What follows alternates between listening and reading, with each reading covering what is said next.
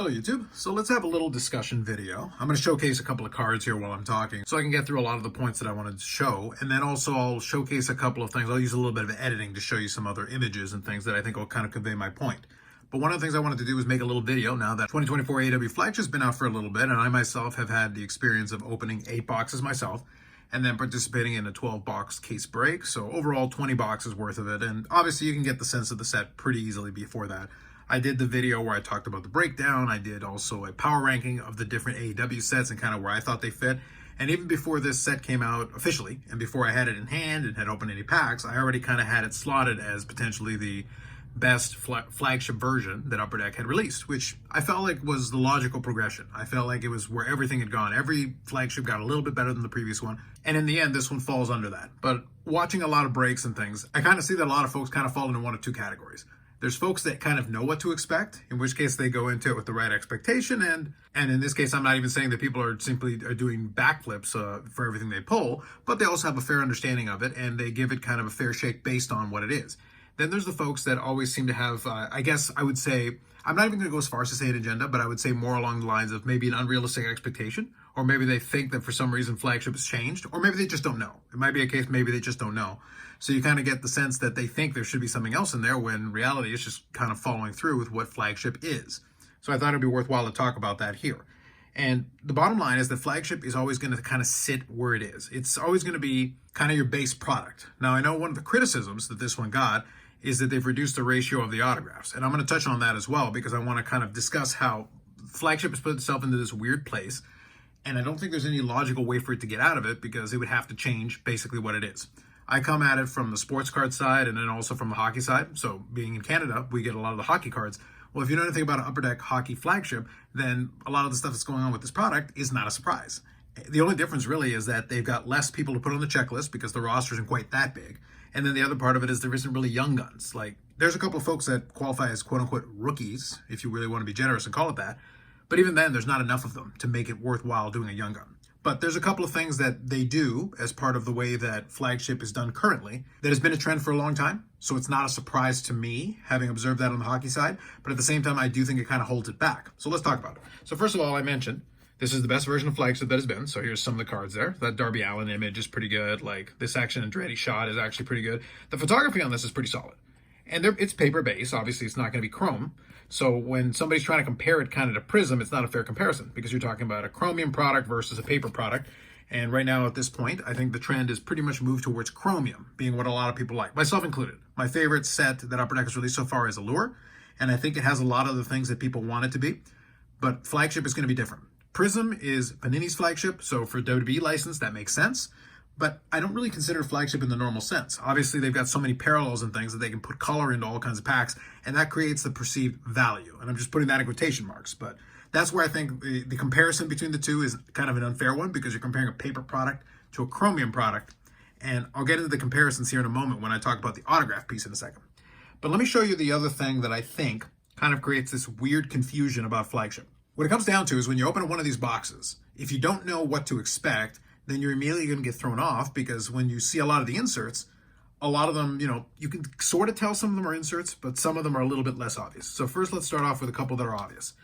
So I've got a lot of Brit cards here, so I'll use a lot of them as examples. But Heroes and Heroines, you look at this, telling you that this is an insert is not very complicated. Something like Dazzlers, again, with the foil and everything and the shine, you can pretty much tell it's an insert. But then there's other stuff. There's stuff like this. So talk about Total Access. And here's where the confusion kicks in. And it's something I've talked about on my sports card channel. It's what I'm going to call the Pacific problem. And in this case, I'll define it for you, and then I'll also kind of explain how this plays into it. Now, forget about what you know about this product, because obviously if you're watching this video, you probably already know something about it. But if you didn't look at the checklist, and I just told you, hey, and I'm going to flip the back over here just to show you. It says, there's numbered there, Total Access, TA1. But here's the thing. If I just showed you this, and I said, oh, by the way, there's a 100 card base set, and then cards 101 to 120 are Total Access subset, would you even bat an eye? And if you didn't know any better, you would be like, oh, okay, so it's a subset. Great. Okay, how about Stepping into the Ring? The next 10 cards are Stepping into the Ring. There's another subset. Oh, and how about Technique by Taz? There's another subset. And here, the posters. That could be a subset. And then We Are Global. There you go. So now imagine, and I told you that each one of these was a 10 card subset, and it made it a total of 150, 160 cards. Like, how many different did I grab here? 3, 5. Okay, so let's say 10 cards for each. So 101 to 110, 111 to 120, 121 to 130, 131 to 140, and 141 to 150. So I pretend it's a 150 card base set, and I make these different subsets inside of it, each one 10 cards. You get one of these per pack, and I make it a little bit short printed, and there you go, 150 card base set. Would you even bat an eye? And the answer probably, I leave it to you if you want to comment in the comments. The answer would probably be no. You'd be like, oh, okay, yeah, sure. Because even though these definitely have distinct designs compared to the base, having distinct designs in subsets is not unusual. The fact is these are all paper. Every single one of these inserts is paper. So they've got different designs and such, but the reality is I could easily make these subset cards and you wouldn't know any different. They don't really, while they may be inserts and they're all numbered appropriately to be inserts, they don't necessarily feel like inserts. So when I give somebody a couple of these per pack and they end up with a stack of them, it doesn't feel like there's anything special. I started it off and let it off at total access because these are one per box. So the reality is, you put together a little set of these, it's a little tougher to get a specific person. And that's the reason I was using the example is because I opened 8 boxes myself, and then I participated in a case break, and overall between 20 boxes, I ended up with 2 of these. So this is a duplicate, but I had one from the boxes that I opened. So in this case, I'm just collecting the Brit cards. Well, I'm collecting one character, and in 20 boxes, I ended up with 2 of them. Now, that can be a bit of a collation issue, but the reality is you're getting one per box, so you're not guaranteed to get more than a couple in a case. And that's what kind of becomes the problem. It becomes a case of you've got so many of these inserts that really don't necessarily feel much like inserts that people don't necessarily value them. So when somebody's doing a box break of them, they see so many of them, they kind of discount them. And because a lot of these look similar enough, again, they're different designs, I understand that. But what I'm getting at is because they don't have anything special on them, they don't have basically what the Dazzler's got. Look at the Dazzler and then look at some of these other ones. You look at the Dazzler with the foil and with the shine, it feels at least distinctive, even though there's a couple of those per box. The distinctiveness gives you that impression that it's an insert. It separates it from it. And the same thing I would put here with the Flying Through the Air. So we got the lenticular card. Again, this feels like an insert because it does have the lenticular design. But the problem is these are also one per box in the sense that you get either an autograph, a memorabilia, or a tech card. But realistically, most of the time, you're going to get a lot of tech cards. So it's either this or an acetate, a good chunk of the time. You will get some memorabilia cards and you will get the odd autograph. In a case, you'll probably get about 2 or 3, which makes it a lot more difficult. And then the other example is the manufactured patches. So I'm going to come back to that in a second here. But you can just look at the design on this. The manufactured patch looks nice enough. But again, I come from the sports card side. And actually, I'm going to leave the manufactured patch up here for a minute while I'm talking through this. It's a little cut off. I'll just adjust that. There you go. So the manufactured patches, they look nice enough, but it's one of those things where if you come from the sports card side of it, they are manufactured. It's one of those things where you can make as many of them really as you want. The reality is that they did make them very tough to pull, but unless you specifically know that, just coming into it and just looking at it, go, oh, that's kind of a neat card. That must be worth a couple of bucks. But at the same time, you're not going to look at it as necessarily being more of that. Even though if you look at the odds and then look at the number of cards that are available, realistically, to pull a specific one is actually a pretty tough pull. But that's what I was referring to. So now let me define what I call the Pacific problem. And that's a case of the manufacturer Pacific. If you guys remember them from the 90s and 2000s, they were ones who were very innovative. They came up with a lot of great designs, a lot of wonderful looking cards, but they had this nasty habit occasionally of creating this situation where you had these cards that actually look really cool. And the really cool looking card would be kind of the commonly available one.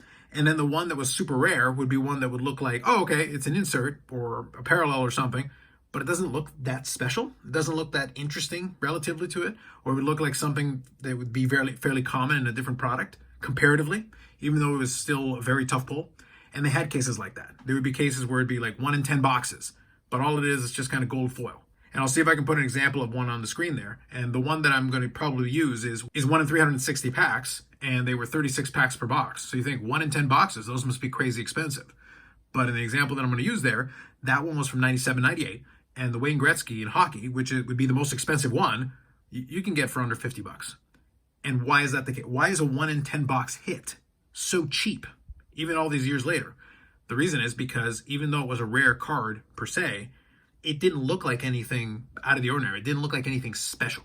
And the problem with that is when you've got inserts that come from technologies that have been used already so often. Like a manufactured patch, for example, I collect Mike Modano in hockey, and I bought some different manufactured cards. Like I went and did a completed item search in Terapeak, and Terapeak, this is stuff that's been paid, and I found one of the manufactured patches there from Black Diamond from a couple of years back, and it was a whole $5. And the design was actually very similar to what I'm looking at there with the Britt Baker. I paid a little bit more for the Brit because at the end of the day, it is a tougher card. But it's one of those things where when that technology, I'm going to put technology in brackets because it's a manufactured patch, when it's available in more commonly available items, it's hard to really consider it this massive hit, even though for this product, it definitely is. And the same thing with the lenticular cards. Are these neat cards? Absolutely. Do they feel like if you open a box and then this is what you get, does this feel like the hit that you would be getting?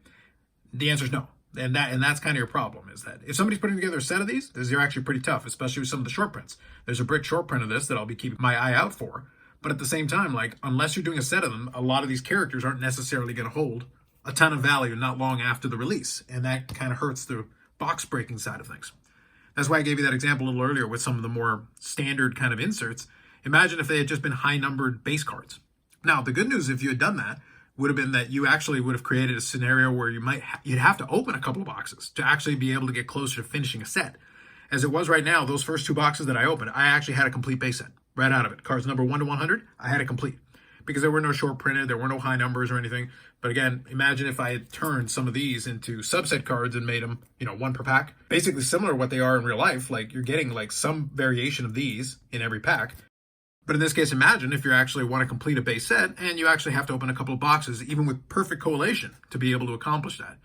Then that brings a little bit more into it. Now, does that make them more valuable? Not necessarily. But that's just kind of the way you have to kind of think about it, is when you're trying to create some kind of a chase, you need to kind of think of both sides of it. It's not just making something a tough pull, it's making something a tough pull that at least looks or feels like it's a tough pull. Because again, when you're relying on stuff like this, again, it's a neat looking card. There's nothing wrong with the card itself. But a manufactured patch from somebody in the sports card side of things doesn't feel like a big deal.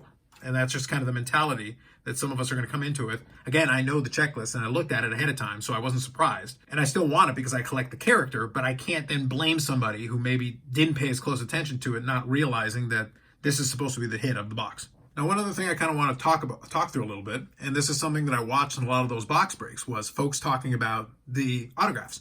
And from the box break that I did, I opened the 8 boxes, I did pull an autograph. So here, I'll just share this on the screen here while I'm talking through this. So there is Diamante. Now, you're getting like 2 autographs basically per case, give or take. Now, that makes it a very tough pull. But the reality of it is that the autograph is a hit, even though Panini has kind of made that into a standard. That is a double-edged sword. That's why I thought it was kind of interesting that a lot of them kept leaning on the whole idea, like, I feel like there should be more autographs, I feel like there should be more autographs. And I'm kind of looking at it and wondering, like, did you even look at the checklist? Because I'm not talking about from the standpoint of knowing how tough the autographs are. What I'm talking about is if you tried to load up the set where you put an autograph in every box, all you're doing is you're going to just increase the number of autographs kind of on this level versus you're not going to get more MJF autographs. You're not going to get more Darby Allin autographs. You're not going to get more Bryan Danielson autographs. They'll be there, but it's one of those things where the likelihood is you're probably going to get more Diamantes. You're probably going to get more Ring of Honor talents. You're probably going to get more. You're going to have to go deeper into the well of some of the characters that AEW has in order to try to fill it in. And this isn't an AEW exclusive problem, because what they'll do is they'll kind of, in their mind, use a comparison of WWE.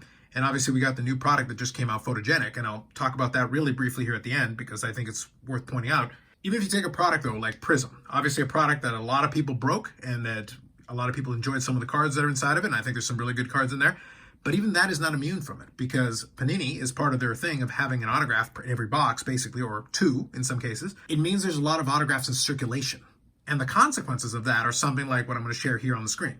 So what I'm sharing with you here is an image of a 5-card lot of Prism autographs. So this is all, I think they're all 2024 Prism. And this lot of 5 autographs with shipping, I actually bought as kind of something to have for inventory for some card shows I set up at. But I got them all with shipping for less than $10 per. And that means somebody opened a box that was a couple $100. I forget how much Prism is. I want to say, I'll find an image of one of the prices and I'll put it on the screen. But anyway, so you open up this box and let's say you pull a couple of these autographs. Now, when you're looking at these autographs, you're going to say, well, these are not necessarily the biggest names. You got Ackham and you got Gerald Briscoe and all that. But the reality is, and that's kind of the point that I'm making here, is because you have to have a couple of autographs per box of hobby, Well, you're going to get some Gerald Briscoes, and you're going to get some Ackhams, and you're going to get some Malik Blades. And that Malik Blade and the Kurt Angle that is on there are both numbered. So while I understand that a lot of these characters are not the best characters, the fact that I've got a Kurt Angle autograph there, and I think the red is numbered to 99 if memory serves me. So I can have a Kurt Angle, WWE Hall of Famer, numbered to 99, a couple of prospects, like Fallon Henley is an NXT talent, and Malik Blade, honestly, I don't know who he is. I don't follow the WWE product closely enough. But you've got these characters, you've got 2 numbered autographs, and you've got a couple of Hall of Famers because Gerald Briscoe. So at least you've got some folks where if you do watch the WWE product, some of these names you will recognize. So you've got these folks, and you can't even crack $10. $10 per autograph in a lot of 5. And while Prism's been out for a little bit, it hasn't been out for that long. And I think the Fallon Henley, I think, is from the undercard product. So that one, I think you get 1 autograph per box. But the point is the same.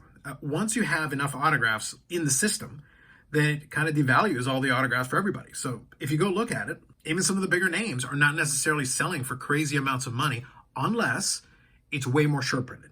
If you get like a gold autograph of somebody, then yeah, for sure there's some value to it. But like a regular base autograph of even a good name is not necessarily holding a ton of value. Now imagine you take the same thing and you load up on Diamantes. And there's not to be a knock on this character, but the point is that there's going to be a lot more of this and Serpenticos and equivalent individuals versus a lot of the bigger names, because you can't just load up on the bigger names or you completely kill the value. So I don't think leaning on the autograph as a crutch is necessarily going to help the quote-unquote value of the box, even if it didn't raise the price of the box, which I actually think it would. So that's kind of my angle on the whole autograph thing. I get it. And of course, you would like to have a better chance at pulling some of the autographs if you're opening up a bunch of boxes. And I think it does hold Flagship back a little bit. But I actually think it comes down to Upper Deck trying to put more of an emphasis on the inserts. But I think the bigger problem was that a lot of the inserts just don't look that much different. They're just not that special compared to like a base card. Where again, I could have totally made this a subset card and you probably wouldn't have noticed. Were not for the fact that you looked at the checklist and saw the numbering on the back of the card. And I think that's actually what hurts a lot of these inserts more. It just means that you wind up with a big, if you open up enough boxes, you wind up with a big pile of them. And then you just basically have to find people that want to collect the different characters. Somebody like me who has a checklist, I'm definitely going to try to find all the Brits, so I'll be looking for those. But that doesn't mean that other people are necessarily going to be interested unless they're putting together a full insert set of all these different inserts. And the situation will only get worse once E-Pack shows up, because then obviously more of them will be in the system and they'll wind up on ComC and you'll be able to fill in a lot of these for less than $1 or $1 or $2, or it won't be that crazy, relatively speaking. So when you load up in enough of those, it just doesn't feel like there's value, even though in reality the intention is to put it there. And like I said, this is 1 per box, but really, can you tell that much of a difference? Like, if I just showed them to you and told you, can you tell me which one is the 1 per box? Probably not. You have to look at the odds and figure out what the difference is. We Are Global, is it the posters? Is it the Technique by Taz? Like, which one is it? And the same thing with the lenticulars. If I just showed these to you and you didn't see the checklist ahead of time, well, how often would you expect these to appear? Like if I just showed them to you and said, okay, well, how often are these appearing? How rare are they? And that also leads me to talking about something like Retouched. Retouched is a good example. I'm going to get one of those coming in a little while. And when I do, it's going to be a good example of what I'm talking about. That's the Pacific Problem thing that I talked about earlier. That is an extremely tough card that's 1 in 720 packs. But if you look at it, the Brit is a Photoshop of a couple of dental tool, well, a dental tool and a tooth behind her. That's the entire thing. It's 1 in 720 packs. It's extremely tough. It's 1 in multiple case hit. And it's just this little Photoshop thing in the background, where if you hadn't paid attention, you wouldn't have even noticed. Luchasaurus has a dinosaur in the background, and that, fine. But like, does that feel like it should be a 1 in multi-case hit? I would say no. And I think that's where you run into a problem. The really tough hit, the really tough pull, doesn't look that special, or it doesn't look like it should be that special.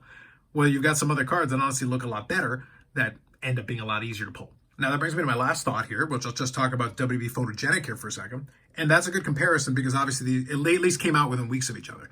And Photogenic's interesting to me because I've watched some breaks of that, and I kind of enjoy seeing the difference. A lot of these breakers that obviously seem to struggle a little bit with the whole AEW Flagship of it and question the value proposition, then we're heaping praise upon Photogenic. And the reality is, I kind of understand it. I do. Because I think that the photography on it is superb. That's kind of what they're selling, the selling point of the product. And I think they did a great job with it. And as a fan of some of the classic wrestlers, like say a Psycho Sid, for example, there's some really good images there. Mankind has a nice close-up shot with him wearing the mask and everything. I think that's a fantastic photo. Like there's a ton of great photos in that product. But again, being a sports card guy, when I look at it and watch a break of it, what I end up feeling, the sensation that I get, is this is basically fancy Stadium Club. That's really what I look at, because it's Stadium Club on thicker point stock, but obviously it's photograph based is the big draw of it. But then I go look at a lot of the inserts, don't look like anything to write home about. They've got some parallels to it, which is, kind of same in line with Stadium Club. And then at the same time, you also have the autographs. So you've got an autograph per box. So, and price point is actually not that far off. If you go look at what Stadium Club baseball is relative to this photogenic product for hobby, regular hobby, not the first off the line necessarily, but regular hobby, they're actually in the same ballpark. So it actually feels a lot like a Stadium Club type product. But what's funny is that the baseball guys don't really care that much about the Stadium Club product, even though the photographs on it are fantastic. So the photographs in and of themselves don't necessarily excite anybody, and the autographs don't necessarily excite anybody, even though the combination is very similar to photogenic is. I guess it's more of a case of like what the people are valuing. Like the WWE folks are looking at it and looking at these photos and saying, oh, this is awesome, which it is, by the way. The photos are really nice. So there's definitely some singles that I would look at grabbing myself. But I find the perspective interesting, because you're taking two different products that are kind of catering to two different audiences and trying to compare them. And in this case, since they're coming out around the same time, it's kind of interesting the way that works out, where you kind of praise one, where if it was in a baseball product, you wouldn't give it a second look. But because it's WWE and because obviously they don't have that many products that Panini's got left, you're putting in a little bit more of a microscope. AEW unfortunately have the same problem with Upper Deck. We've waited this long to get a product to come out with it. Speaking personally, unless I have an amazing price made available to me, I'm done opening more boxes. And it'll be, 8 boxes and I pulled the one autograph. So actually, let me put that back. I may as well leave it there till the end. But anyway, the breakout insert, I think is going to be one of the best parts. I think it's going to be interesting to see if someone puts together the set. I would love to see it. I think that one is going to be kind of the unsung hero of the inserts, because that one I think at least feels like a proper insert. It's going to be a tough enough pull, but at the same time, it actually looks pretty good with the acetate and everything, and it feels like that. But again, it goes back to kind of what's happened with the last couple of flagships, because acetate has been used in a couple of these products enough. It creates that perspective that it doesn't feel like it's that much special. Compared to the base, it feels special, but there's also clear cut. So again, you've got kind of a see-through card. But obviously some of those acetate inserts are at least putting a little bit more effort into it. So that's kind of my perspective. I kind of wanted to sit down and go through some thoughts on kind of where I sit with Flagship. Again, I think it's the best Flagship they've ever done. I think there were a lot of things they did very well. A lot of the inserts and things I do like, but at the same time, I think I don't even know if they can necessarily change it or fix it, because as I just talked about, I think the idea of trying to not emphasize memorabilia or autographs as much, I don't necessarily disagree with. I think I understand why they're trying to do it. But I think it's going to be a bit challenging. It's like trying to put the toothpaste back in the tube, because people are used to hits that are autographs and memorabilia. That's kind of what people expect to be the hits, and trying to use technology or manufactured patches or things like that as hits, I think is going to be a bit of a tough sell, and it's proven to be a tough sell. And I don't know if the audience at this point can accept that. And I think that's an unfortunate thing. Now, I'll talk about it more when we get closer to it, but I guess the next couple of ones on the calendar are going to be Black Diamond. So all of a sudden, we're going to shoot into the ultra premium. So we're going to jump from here to this price point, all of a sudden to an ultra premium product, relatively speaking. I think we're going to find I look forward to those box breaks. I think those are going to be some very, very interesting breaks when people realize, if you think it's tough to get quote unquote value out of the Flagship, try a box that's 3 times more expensive, and you're going to find it's going to be very interesting to see what that ends up looking like. You'll get your autographs. I just don't know if it's going to save it the way that you think it might. The autograph isn't this magic formula that's suddenly going to make value appear out of nowhere. But I guess we'll see, because obviously it will be a more expensive product. It will be a higher end product. It's got some exquisite cards in there, so I think that should be very interesting.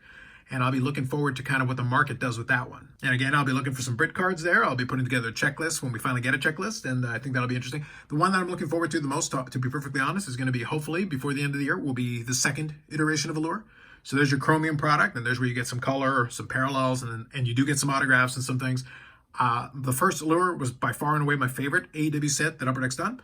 And if the second one is an improvement over that, then for me, it'll shoot right to the top of the list as my favorite AEW product. But anyway, that's it. Kind of more rambling video, some stuff I wanted to talk about, kind of relating to that. But we'll get back to some other videos on the channel. We'll see what the next one ends up being. I don't necessarily plan on opening anything soon, but again, if a deal comes my way and I can open up some product, maybe I will do a couple more box breaks. Otherwise, I'll think of some stuff related to that maybe we'll talk about, or see if I can reach out to some folks and maybe we'll have a couple conversations and maybe get some other opinions on some of the stuff we're talking about here. Now that all said, would love to get your opinion. If you agree or disagree with me, that's completely fine. I'm just offering my opinion on kind of where this flagship one sits and where things are going right now currently on this side of it. Obviously with WWE, you've got a different side, but at the same time, I think like there's plenty of coverage for it. And I can always direct people to check out some of the stuff that WWE Gelman is doing. And there's plenty of videos on a lot of the WWE products. I do keep an eye out because I'm always curious and interested to see what's going on that side of things. But a lot of the boxes don't necessarily hold much appeal to me. But at the same time, that's still a big part of the wrestling card hobby. So if you're talking wrestling cards, I think you need to kind of cover the whole spectrum. So I'll touch on this side of it, and then they'll cover the other side of it, and I think we'll be all set. With that said, that's it for me for now. Like if you like the video, subscribe to the channel. Thanks very much, and we'll catch you in the next one.